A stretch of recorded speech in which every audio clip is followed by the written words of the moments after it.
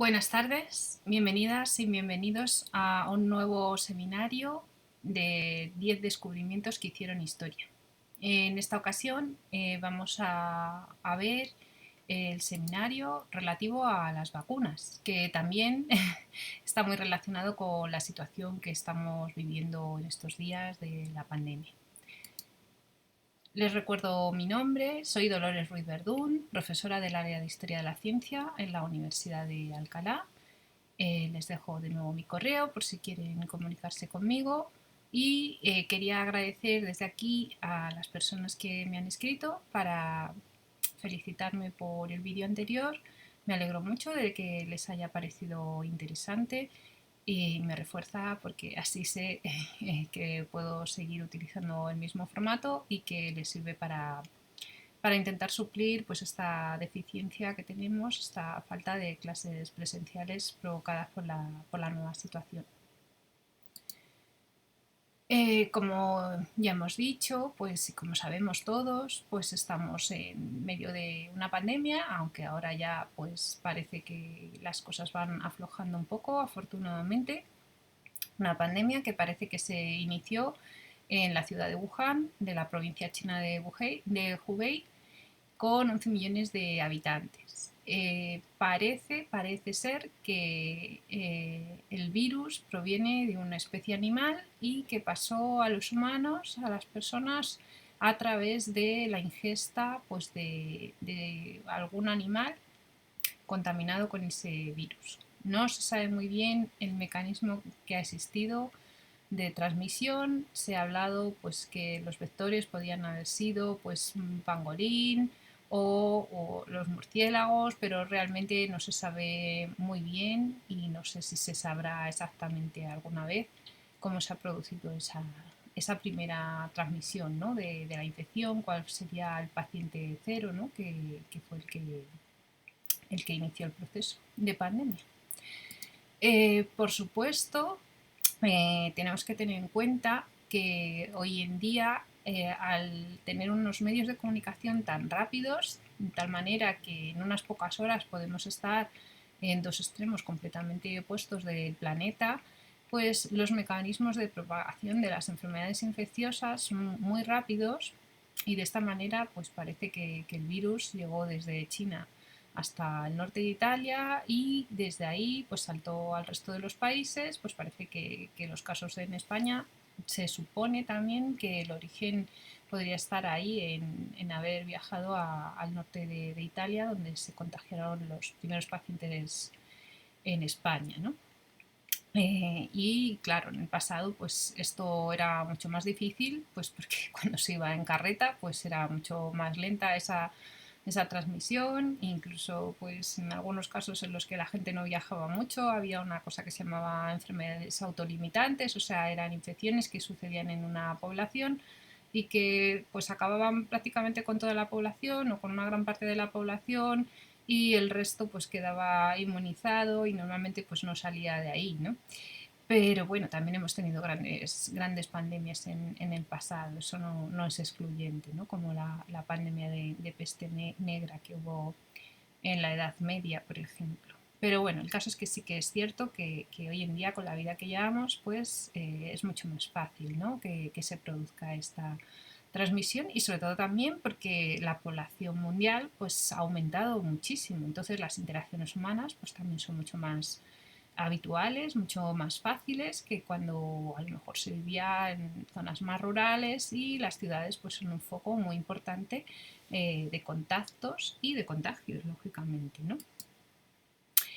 Eh, ¿Qué medidas hemos tenido que tomar precisamente para evitar esta situación ante la ausencia de lo que vamos a ver hoy, precisamente que son las vacunas que todavía no están desarrolladas? Bueno, pues como vimos el otro día, una de las medidas pues, ha sido usar medidas de antisepsia, lavarnos las manos, utilizar geles hidroalcohólicos para evitar esa transmisión a través de nuestras propias manos hacia la boca.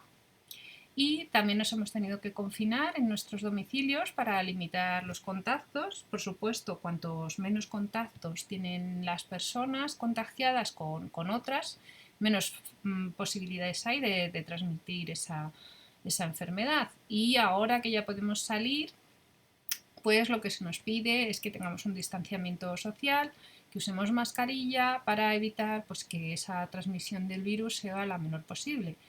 Y por eso pues, es muy importante la responsabilidad individual de cada persona, ¿no? Porque es un virus respiratorio que se transmite a través de las gotitas de fluido pues, que salen de nuestra boca al respirar, al toser, al hablar y que pueden llegar pues, al sistema respiratorio de otras personas y contagiarlas en el caso de que nosotros estemos contagiados también.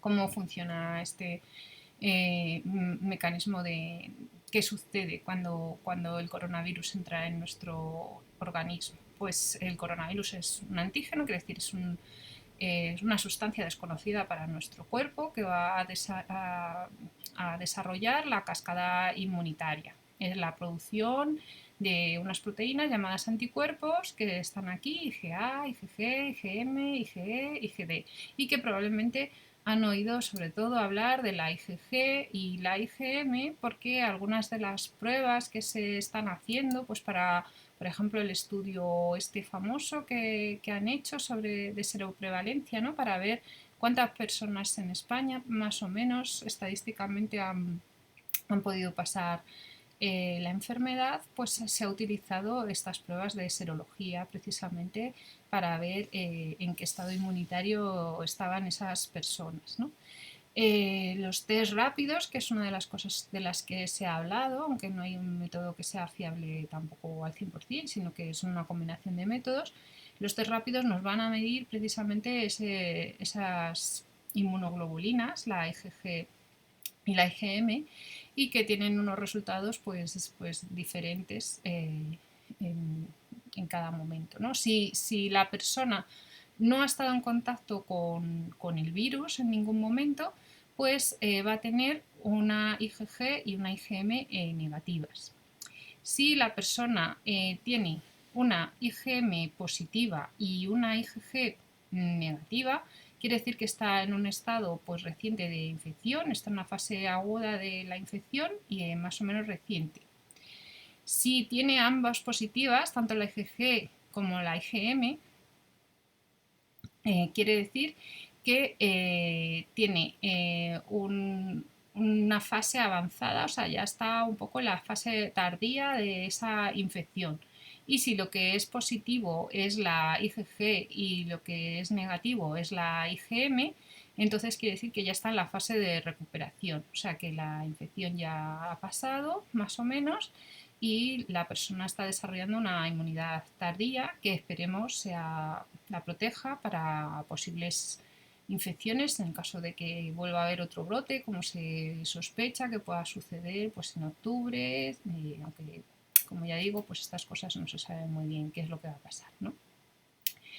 Con respecto al PCR, pues la PCR lo único que nos va a determinar es si en nuestro sistema respiratorio está el virus. O sea, porque si en el test rápido lo que están viendo es nuestra inmunidad, en el PCR lo que están viendo es si tenemos esa existencia de ese virus que ha contaminado nuestro sistema respiratorio, ¿no? Entonces por eso se mete un bastoncillo en las fosas nasales, una prueba un poco molesta, y con técnicas de replicación de ADN pues lo que se va a obtener son muchas copias para ver si existe realmente ese virus en nuestro sistema respiratorio, o sea, si estamos infectados en ese momento. Por supuesto, esa prueba solo es válida pues en esos momentos y lógicamente pues normalmente es más habitual hacerla en las personas que tienen sintomatología o en personas que por lo que sea pues van a estar en contacto con personal de riesgo o algo así por el estilo, porque no tiene sentido hacer una PCR cada día, ¿no? Si sale negativa, pues casi me tendría que hacer una PCR constantemente para saber cada día cómo estoy, ¿no? O sea que eso no tiene mucho sentido, solo es para determinados casos. Pero bueno, estas cosas pues dependen de la política sanitaria y en algunos sitios pues la están haciendo de una manera y en otros de otra. Y lo que también habrán escuchado en las noticias es que pues los laboratorios están investigando para intentar producir a marchas forzadas lo más rápidamente posible una vacuna que sea efectiva y que proteja a la población de este virus para que no nos volvamos a encontrar en la misma situación que hasta ahora, ¿no? ¿En qué consisten las vacunas? Pues las vacunas consisten precisamente en utilizar esa respuesta inmunitaria de nuestro organismo a nuestro favor, inyectándonos pues, virus que están vivos pero atenuados, o sea, más debilitados, o que están muertos, de tal manera que son lo suficientemente flojos como para no producir la infección en sí misma, pero sí lo suficientemente fuertes, entre comillas, para producir esa cascada inmunitaria, ¿no? Esa reacción inmunitaria que nos va a proteger si luego viene otro brote. Lo que pasa es que, bueno, pues las vacunas hay que experimentarlas, hay que hacer ensayos clínicos y normalmente pues se tarda un tiempo, sobre todo teniendo en cuenta que ahora iba a ser una vacuna que además iba a tener una difusión muy, muy amplia, pues prácticamente a toda la población del planeta, y entonces hay que saber muy bien qué es lo que estamos haciendo. Por eso hay que ir con cuidado y los laboratorios pues no pueden saltarse etapas para conseguir una cosa que al final pueda ser al revés, pueda ser contraproducente, ¿no? Bueno, si el otro día vimos en el seminario sobre la sepsia y la antisepsia que el desencadenante para descubrir estas medidas de protección pues fue la fiebre puerperal, en el caso de las vacunas, el desencadenante, digamos, o donde se inició el estudio de las vacunas fue con la viruela o variolavirus, que era una enfermedad que hoy en día ya está erradicada, pero que producía importantes epidemias en la población, que era muy agresiva, que afectaba fundamentalmente, bueno, afectaba a toda la población, pero era muy, muy virulenta con la población infantil y que tenía una letalidad entre el 20 y el 50% de la población, ¿no? De la población afectada. O sea, entre el 20 y 50% de las personas que se infectaban fallecían, ¿no? Esta infección, lo que sí que se sabía también es que una vez que se había pasado la enfermedad, la persona quedaba inmune ante otra posible epidemia. O sea, si volvía otra epidemia de la enfermedad, esa persona ya no volvía a pasarla, aunque por supuesto podía tener unas secuelas importantes, como por ejemplo desfiguración del rostro con grandes cicatrices o del resto del cuerpo, ¿no? por culpa de estas heridas que dejaba esta erupción que salía en toda la piel, ¿no? Parece que la viruela es una enfermedad muy antigua y de hecho en la mitología hindú hay una diosa que es la diosa Sitala, que es la diosa de la viruela. O sea que por lo menos en Oriente se tiene conocimiento de que existió hace muchísimos años, ¿no? Y de hecho allí también es donde tenemos las primeras referencias sobre el tratamiento de la enfermedad. En el siglo XI ya se tiene constancia de cómo se realizaban esas primeras prácticas de variolización, aunque no sabemos exactamente desde cuándo se estaban realizando. Una cosa es que tengamos el escrito y podía ser pues milenarias, ¿no? O sea, podía ser mucho antes, ¿no? Había fundamentalmente tres formas de conseguir esta variolización o inmunización, intentar inmunizar a la persona frente a la viruela. Consistían en elegir a una persona que había pasado la enfermedad o estaba pasando la enfermedad de una forma leve y que estaba terminando la enfermedad y utilizar el pus que salía de esas heridas, ¿no? que tenían en la piel, por ejemplo, mojar un algodón, impregnarlo en esa pus y meterlo en las fosas nasales de la persona que se quería inmunizar.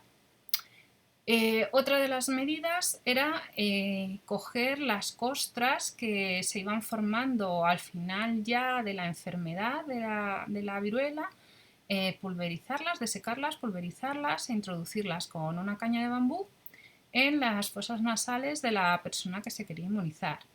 Y por último, la menos efectiva tal vez era utilizar las ropas de una persona que hubiera pasado la enfermedad, ¿no? Esto, utilizar los fomites que llamamos, que son los objetos de uso diario, puede ser una forma importante de transmisión de enfermedad, ¿no? Entonces hay que tener mucho cuidado por aquello que decíamos el otro día de la asepsia y la antisepsia, pues de lavar muy bien todas las superficies, lavar la ropa, muy importante en casos de infección. Bueno, pues con uno de estos tres métodos se intentaba conseguir precisamente que la persona desarrollara la enfermedad, pero de una forma leve, y que la protegiera pues, de la muerte o de una forma grave de esa enfermedad. Pero el problema es que era difícil controlar esto, ¿no? ¿Cómo estás seguro de que esa persona al final no va a coger la enfermedad de una forma grave o incluso va a morir? Y de hecho eso sucedía a veces, ¿no? O sea, era cuando tenía éxito pues fenomenal, y lo que pasa es que a veces pues fallaba. Una técnica arriesgada. Aquí en el cuadro que hemos puesto antes sobre la diosa Sitala, pues vemos a un niño que parece que está tomando unas muestras del brazo de la diosa y que, bueno, los investigadores dicen que pudiera ser precisamente esta técnica, ¿no? de variolización que ya estaba recogida. Bueno, pues esta técnica desde Oriente se fue trasladando a Occidente, y mucho más tarde del siglo XI, ya estamos hablando del siglo XVIII, pues nos encontramos que aparece esta técnica en Constantinopla. Constantinopla es hoy la conocida ciudad de Estambul, que es la capital de Turquía. En ese momento pues era la capital del Imperio Otomano. Y en esta ciudad, una figura muy importante para lo que os digo de la expansión de esta técnica a Occidente fue Lady Mary Wortley Montagu, que era la esposa del embajador británico en Constantinopla, y que ella misma, al parecer, había sufrido de joven la enfermedad que la había desfigurado. Yo en las fotos que he encontrado, en los retratos que he encontrado sobre ella, no la veo desfigurada ninguno, pero hay que recordar que lo que hacían era embellecerlos normalmente estos retratos, ¿no? Entonces Lady Mary vio cómo se desarrollaba esta técnica y decidió pues probarla en uno de sus hijos, un hijo suyo de 5 años, al que realizó esta variolización, ¿no? Y se quedó bastante convencida al respecto, ¿no? También ayudó a esta expansión hacia Occidente el hecho de que dos médicos griegos, que también fueron testigos de dicha técnica, pues explicaran cómo se realizaba. Estos eran pues Emmanuel Timoitius y Jacobus Pilarius.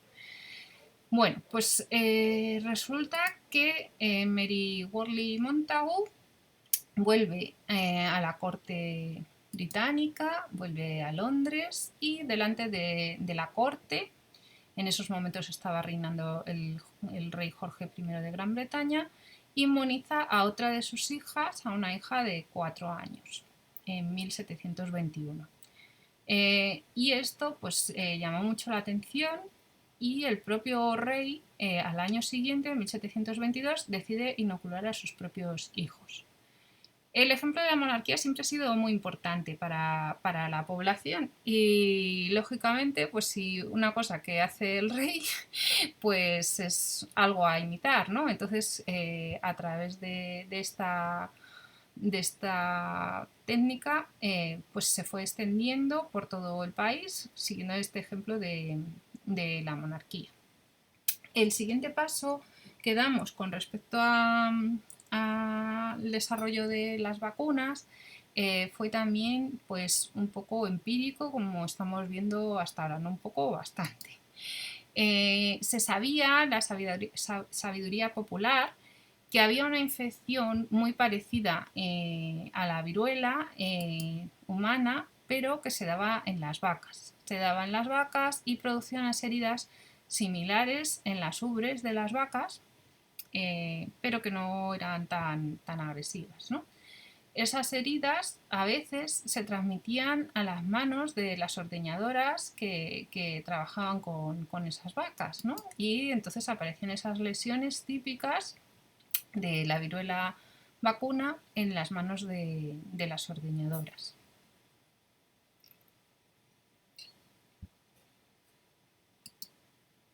De tal forma que algunas personas empezaron a plantearse que podían inmunizar a través de esas heridas a otras personas. Y así lo hizo, por ejemplo, un granjero en 1774, Benjamin Jetsey, que inmunizó a su mujer y a sus 4 hijos con esta viruela vacuna, ¿no? Para protegerles de estas plagas que existían periódicamente sobre la viruela humana. Pero probablemente la persona, pues que más, probablemente no, seguro, igual que fue Ignaz Semmelweis para el lavado de manos y después Lister, la persona que más importancia tuvo en el desarrollo de la vacuna fue un médico rural que vivía en Berkeley, que era Edward Jenner. Edward Jenner, pues como digo, era un médico rural y una de sus pacientes era una ordeñadora que se llamaba Sarah Nelmes, perdón, y que tenía una vaca que se llamaba Blossom, que desarrolló la enfermedad de la viruela vacuna. Entonces, Sarah Nelmes le enseñó las heridas a Edward Jenner y Edward Jenner pues, decidió experimentar eso que se sabía como sabiduría popular, ¿no? Y ni corto ni perezoso, pues hizo un experimento que hoy en día sería impensable desde el punto de vista ético. Cogió al hijo de su jardinero, que era James Phillips, y le inmunizó, o sea, le pinchó y le inoculó esta viruela vacuna el día 14 de mayo de 1796. Después esperó 6 semanas y a las 6 semanas le inoculó en esta ocasión la viruela humana. Afortunadamente, el niño pues, no tuvo problemas, solamente después de la primera inoculación de la viruela vacuna, pues tuvo algún ganglio y tuvo un poco de fiebre, pero se recuperó bien y esto pues le dio la pista a Jenner de que efectivamente lo que se sabía por sabiduría popular pues parecía que era verdad y que protegía frente a la infección, ¿no? de la viruela humana.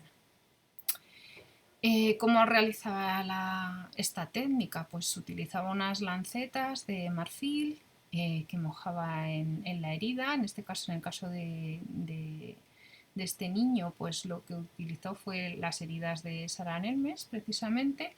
Lo mojaba 2 veces y luego con una incisión en el antebrazo o en la mano, en alguna parte del cuerpo, normalmente en el brazo o en el antebrazo, pues pinchaba y transmitía, ¿no? Trasplantaba de alguna manera ese fluido de, de esa pus, esa linfa que se llamaba de la viruela vacuna, ¿no?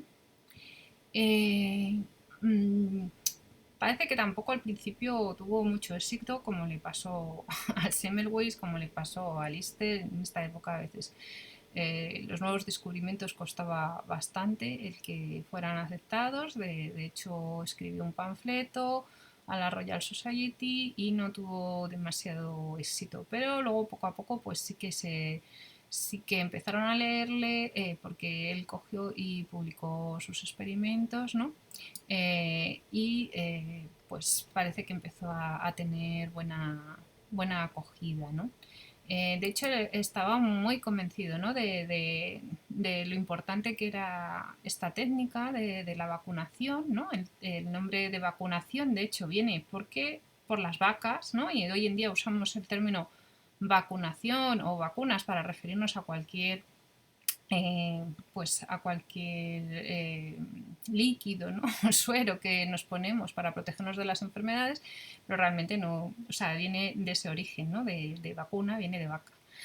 Y estaba tan convencido que incluso pues, construyó en su jardín pues, una cabaña que él llamó el Templo de la Vacunación, donde vacunaba, por ejemplo, a las personas pobres y sin recursos, pues que no podían permitirse a lo mejor ir a un médico de pago pues, para protegerles de esta infección. ¿no? Entonces, bueno, este es, como digo, el texto que publicó en 1798 y que poco a poco se fue extendiendo pues a otros países. ¿no?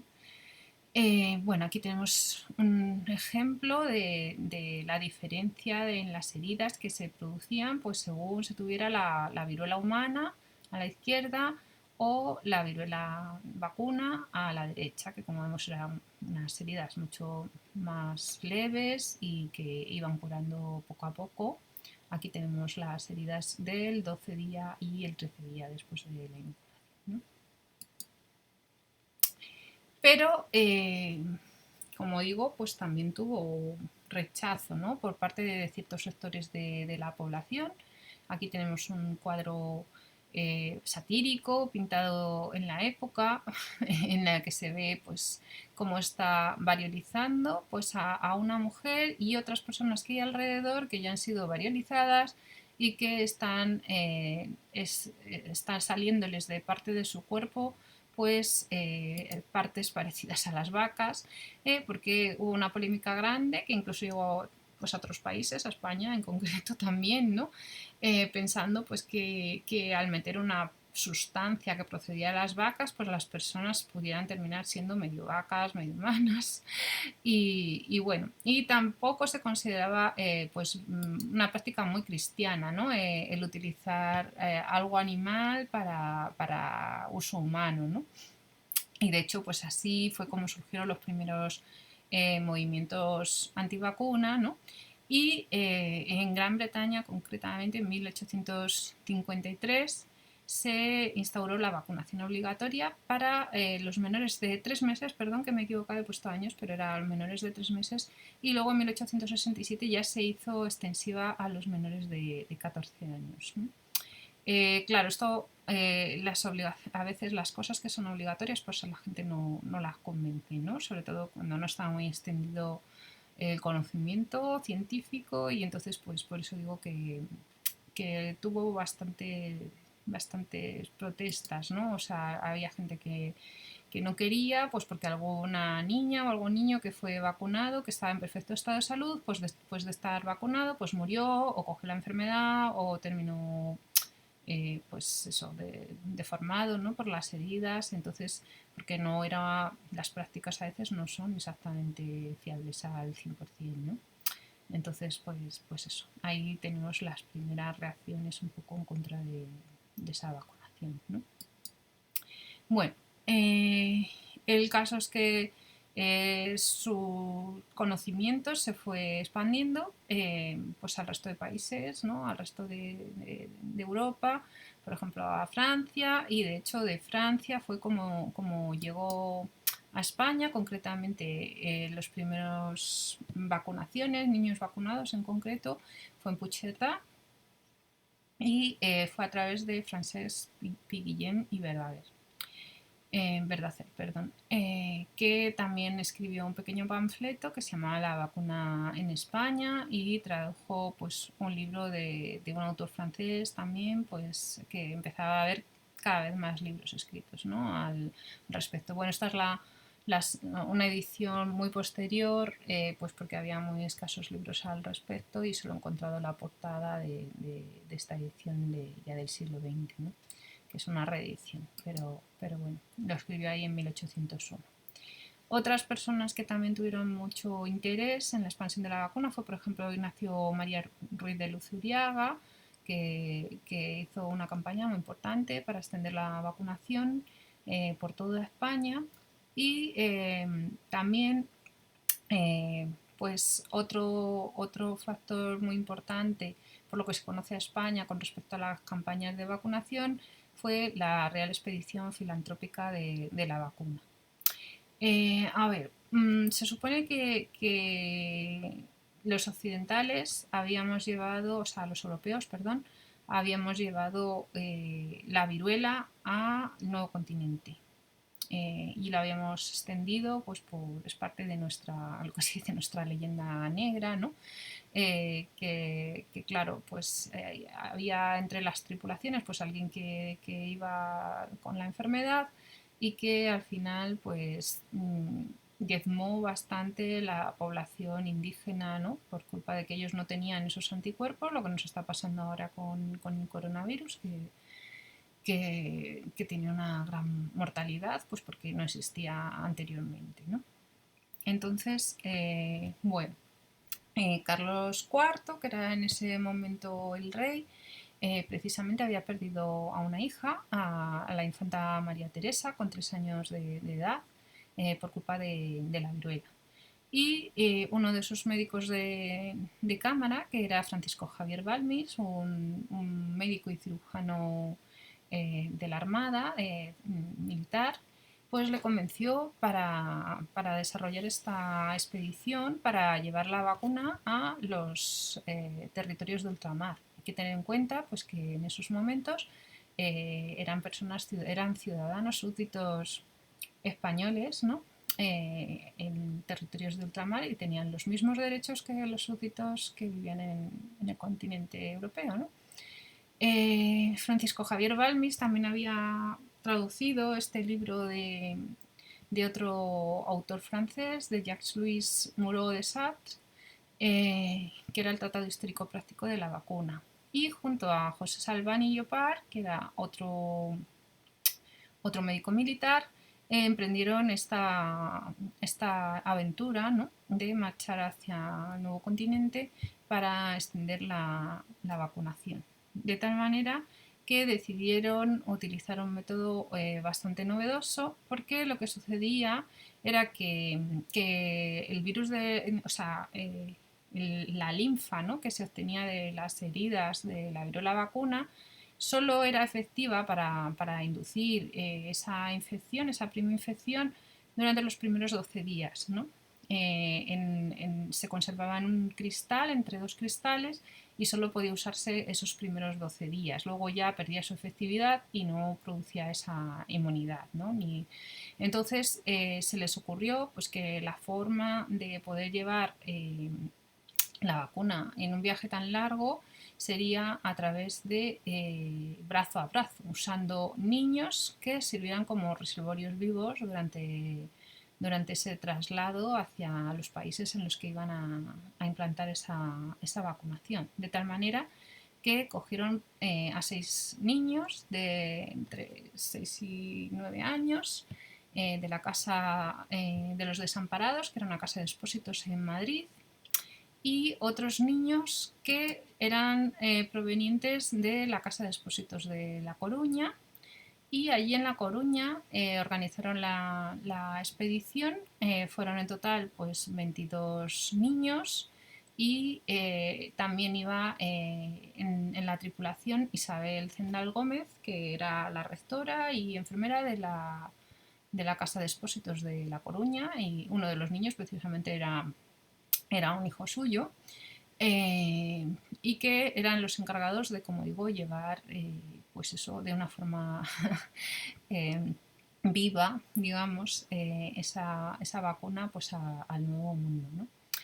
Les sugiero, si tienen interés, pues que vean la película 22 Ángeles, que grabó Radio Televisión Española, que está basada en esta historia, o que lean el libro, por ejemplo, de Javier Moro, que se llama A Flor de Piel, si tienen interés en conocer un poco más de una forma pues recreativa, ¿no? Bueno, pues el caso es que el día 30 de noviembre de 1803 la goleta María Pita partió del puerto de La Coruña rumbo primero a Canarias. Se eligió un barco ligero, no muy cómodo, pero que lo que querían era pues que fuera rápido, ¿no? Para llegar pronto a los destinos, que no fuera un barco muy pesado que tardase mucho en llegar, porque les interesaba la rapidez, ¿no? Como digo, pues primero llegaron a Santa Cruz de Tenerife el 9 de diciembre de 1903 y allí empezaron la vacunación también, ¿no? No se trataba solo de una campaña de vacunación, sino se trataba de realmente instaurar juntas de vacunación en cada sitio al que iban, ¿no? En cada ciudad importante al menos, pues para que una vez conocidos cómo era el método y tuvieran ya personas que tenían la inmunidad o la enfermedad de alguna manera, porque se necesitaba esa primera fase inicial, ¿no? Pues se fuera extendiendo al resto de la población, ¿no? Entonces, después de estar un tiempo en las Islas Canarias, salieron hacia Puerto Rico, donde llegaron el 9 de febrero de 1804, ¿no? Allí volvieron a parar, pues el proceso era siempre el mismo, o sea, intentar hablar con las autoridades, intentar conseguir que cuantos más personas se vacunaran, pues mejor, conseguir instaurar esa junta, esa institución, ¿no? Que se institucionalizara la vacunación, una junta de vacunación, para que eso siguiera manteniéndose a pesar de que se marchasen ya, ¿no? Las personas que iban en esa expedición, ¿no? Después de estar en Puerto Rico, fueron hacia Caracas y allí lo que sí que hicieron fue dividir la expedición en dos, ¿no? Francisco Javier Balmis se marchó hacia el norte y Salvani con otros médicos, con otras personas, se marchó hacia el sur, ¿no? Hacia Sudamérica. Primero pues estuvieron en Ecuador, o sea, bueno, no solo en una ciudad, como digo, pues pasaron por localidades, o sea, esto fue una tarea de años, ¿no? Si estaban en Quito en 1805 y en Lima llegaron en 1806, o sea que esto llevó su tiempo y de hecho la expedición que se dividió, ¿no? Cuando estaban en Perú se dividió otra vez en dos, pues Salvani se fue hacia el interior y desgraciadamente pues ejerciendo su labor que estaba tan concienciado sobre la vacunación, murió el 21 de julio de 1810 en Cochabamba, ¿no? Otros médicos que formaban parte de esa expedición, que digo que se había vuelto a dividir, como que se quedó a cargo de Manuel Julián Grajales, pues llegó hasta Chile, hasta Santiago de Chile, y allí, pues por dificultades con los dirigentes, pues no pudo continuar y terminó allí la aventura, ¿no? Por su parte, Balmis, la primera escala que hizo fue en La Habana, fue en Cuba, aunque allí descubrió que ya se había iniciado el proceso de vacunación, ¿vale? Por otro autor, y entonces después se trasladó hacia México y de allí, pues después de estar consabidamente un tiempo, se marchó hacia las Filipinas, ¿no? Llegó a Manila el 15 de abril de 1805, estuvo allí otro tiempo, después marchó a territorio chino, estuvo en Macao, estuvo en Cantón y decidió volver a España, ¿no? La última parada que hizo fue en Santa Elena, donde, aunque no era para nada territorio español, sí que convenció pues, al gobernador para que vacunase a la población, ¿no? Y finalmente pues, regresó a Madrid el 7 de septiembre de 1806 tras haber desembarcado en Lisboa, ¿no? Y esta fue pues, un poquito la historia, ¿no? de esta trayectoria que se considera pues, la primera labor humanitaria del mundo, ¿no?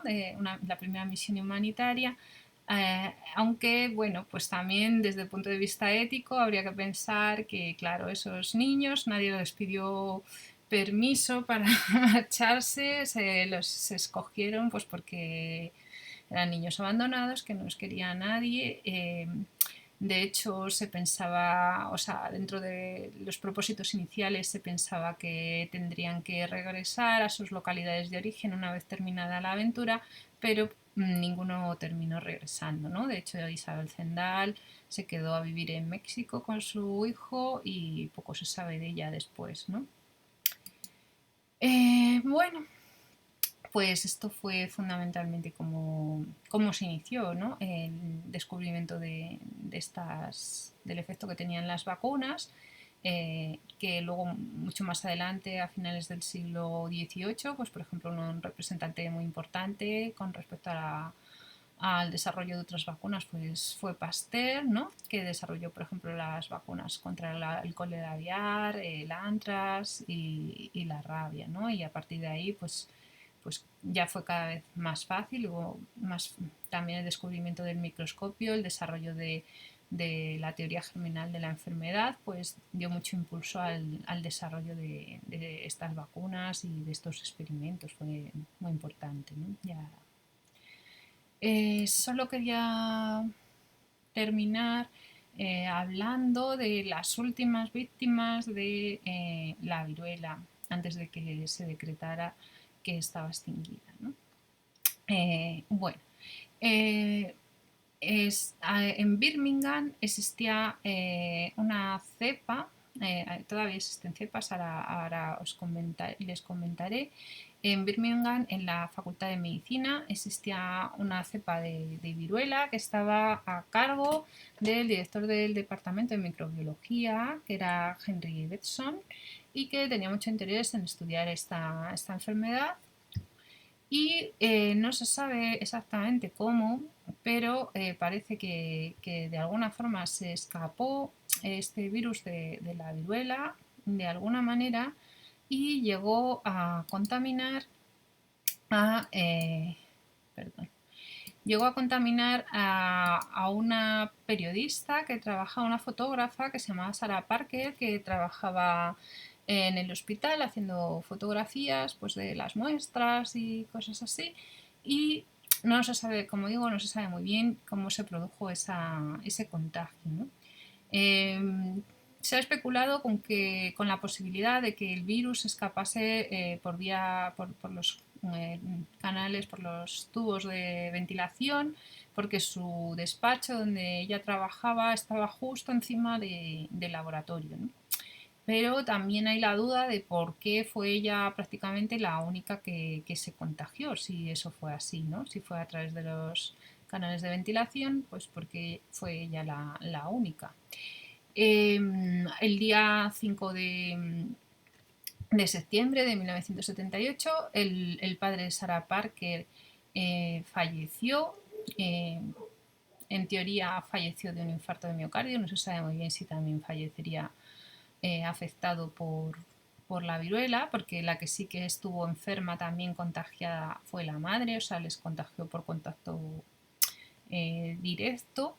Y la pobre Sara pues pasó sus últimos días aislada como si fuera una bomba de relojería, sin acompañamiento, porque claro, nadie quería acercarse a ella y terminó falleciendo el 11 de septiembre de 1978.